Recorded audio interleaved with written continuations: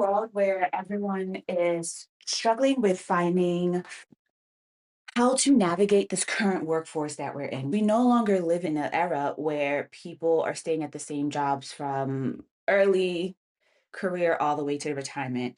You get your pension, etc. So, in a world where everyone is trying to figure out how to pivot,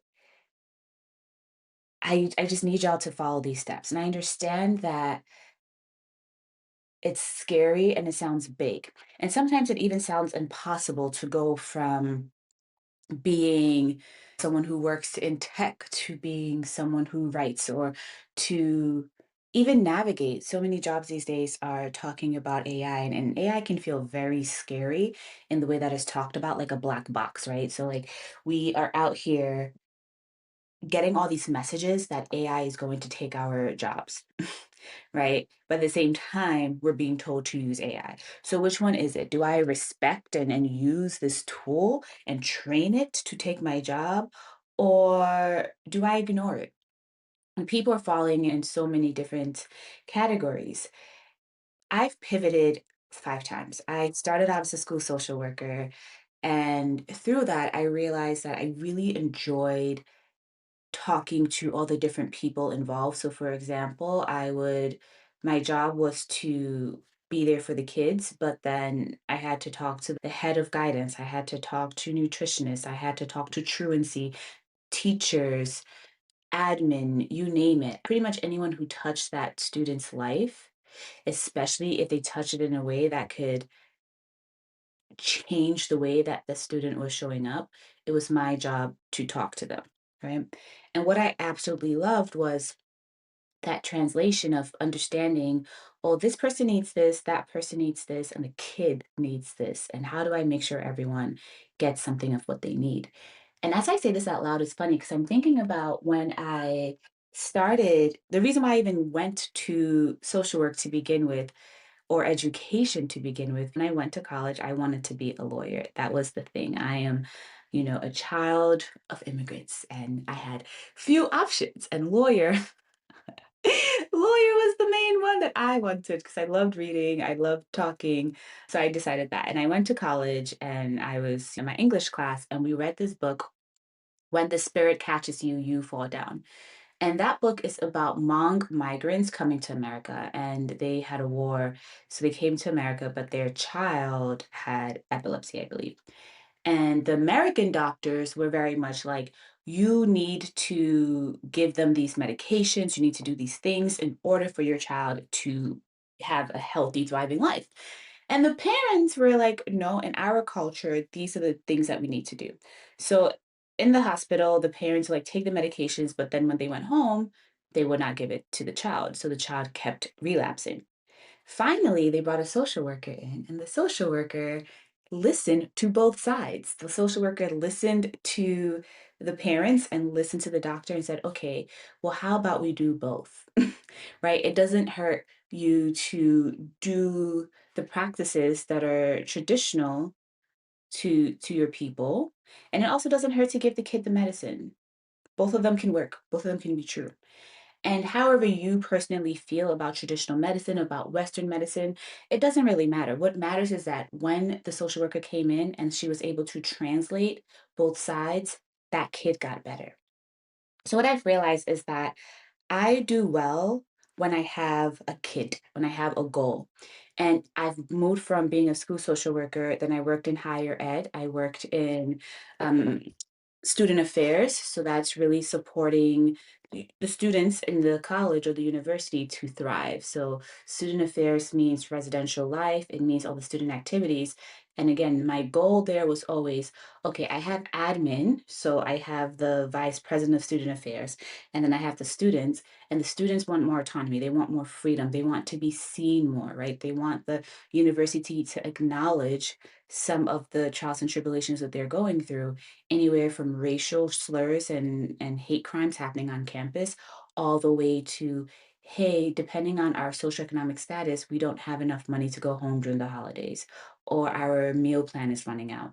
And how do we come together? And my job was to speak to the VPs of the world and also speak to the students and make sure we came to an agreement where it's like, okay, well, we can set aside funds to make sure that some of these things are taken care of.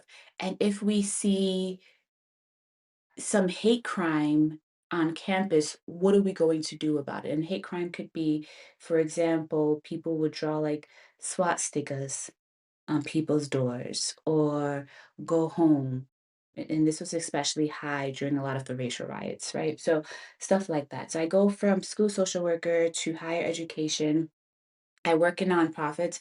Again, what is the nonprofit goal? The nonprofit goal is to make sure that students, especially marginalized students, are able to complete their education in high school and have the funds to go to college tours and take their SAT. So I was advocating for that. So I did that in nonprofits for a while, and then I moved to local government.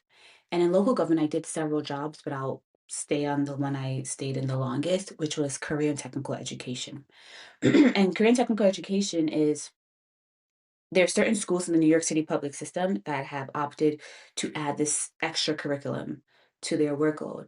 And it says that students may not want to go to a traditional four-year college when they graduate, but they would want to go into trade. And shout out to them because as we are being in this in this current climate with so much happening with AI changing the way we work, a lot of people, especially Gen Z, are actually going to trade. So shout out to me for like supporting that as well and having that under my belt because now it's actually really helpful in my career, which comes back to the whole idea of pivoting. So again, my strength here was about okay, I am trying to figure out what the teachers need, what the students need, what the trade needs, what local employers need. So essentially, my job was workforce development, ensuring that I gathered all this information. So when we were building curriculum for students and when we were talking to the state about budgets, we were incorporating this in. So students, let's say who were down the culinary track, would have two periods in order to cook. And this sounds little, but it's important because the way the schools work, you need a certain number of credits or educational hours to graduate. But you also need to be competent in order to get hired. So maybe the school system has said this kid only needs 90 minutes a day to cook. Or actually less than that. This 45 minutes. This kid only needs 45 minutes a day of this cooking instruction. And as long as they get 45 minutes for 4 days a week, a checkbox they can graduate. Now you have the credential that says you're a cook, but then you haven't had time because in those 45 minutes when you get into the school, what is happening? You're changing your outfit to your chef's outfit, you're washing your hands, you're putting the ingredients out. That's already 30 minutes, right? So fighting with the state and with other people and working with teachers and even restaurant owners to say like, hey, actually a student needs 90 minutes. It's really important because now the student actually has time to cook and see their end result and learn from their mistakes rather than rushing or the teacher filling in a lot of steps for them just so they can do the next step. So again, I was a translator. And then when I moved over to tech, I was helping people who did not have four-year degrees get into career sustaining jobs, meaning that maybe you went from working a minimum wage job to now you are working at a company, you have benefits, you're making at least 80K or more, and we're also training you on the side. So I was translating between these candidates who did not have degrees and then the hiring managers at these big companies and you've heard of them Fortune 100 companies who are used to hiring from a funnel of Ivy Leagues or, private colleges. And I had to come in and say, okay, how do I translate what the employer wants to the candidate? And how do I make sure the employer understands where the candidate is coming from and get them hired? And then now I work in SaaS as a change management strategist, and it's the same. I share this is not to share my resume with you, but to share how pivoting works. Pivoting is following the steps and following the breadcrumbs of your through line, and mine is translation. And yours can be so many different things. It's really up to you to sit down and think through what are my strengths? What have I always gravitated to in every job that I've ever had? What have people complimented me throughout? What lights me up? And as you think of these and as you go back and maybe you can ask your coworkers, you can ask your family. I think coworkers are a little bit better sometimes because they actually understand the industry and the work that you're doing. And I think if you get that first and then you go to your family, it's more helpful because then if you're trying to stay in your industry, you have the language and then that makes a little bit more sense to you. And then once your family tells you as well, then you can add the non-technical terms that you're used to. I hope that makes sense. So essentially what I'm saying is that only your coworkers understand your industry and understand why things are important. Sometimes we think that, oh, we're just doing our job, it's just our job. So we don't categorize it as important. And it is, it's very important. And sometimes someone needs to tell you that. Sometimes someone needs to tell you that, hey, the fact that you're able to navigate these really difficult customers and clients, not everyone can do that. You have a skill, you have a great customer facing skill and then maybe you talk to your friends and family and they just say, "Oh, you're always good with people." Now you have the technical term and you have your family term. And now you can go out and say, "Oh, maybe if I look at different jobs, I can possibly be in customer success. I can be in professional services. I thrive in customer facing roles." So, if you're looking to pivot, start with yourself.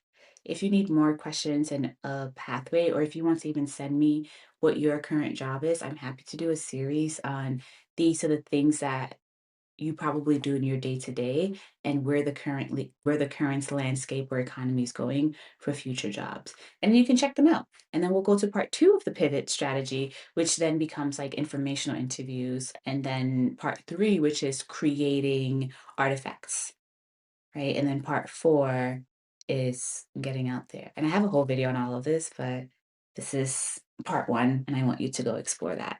If you're looking to pivot, it is possible even in this economy, but you do have to start with yourself.